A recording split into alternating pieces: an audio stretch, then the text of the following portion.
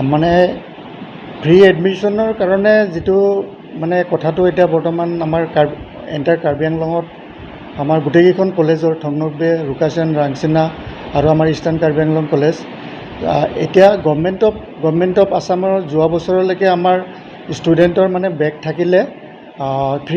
থাকিলেও free admission দিছিলে।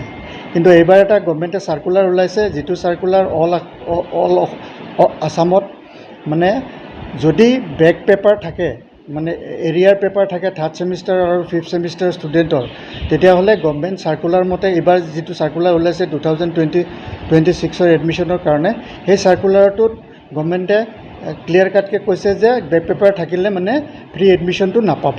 সেইকাৰণে আমিতো এই বিষয়ে একো কৰিব নোৱাৰোঁ, এইটো গভৰ্ণমেণ্টৰ নটিফিকেশ্যন হয়।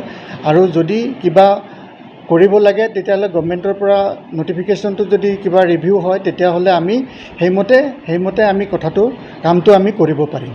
গতিকে মোৰ ফালৰ পৰা এইখিনিয়ে ক'ব লগা আছিলে যে গভৰ্ণমেণ্টক যাতে আমাৰ ষ্টুডেণ্টসকল হওক, আমাৰ লিডাৰসকল হওক, গভৰ্ণমেণ্টক এপ্লাই কৰে মানে এই বিষয়ে।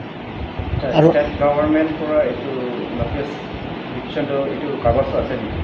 আছে, মই এইমাত্ৰ দিলোঁ আপোনালোকক, তোমালোকক এতিয়া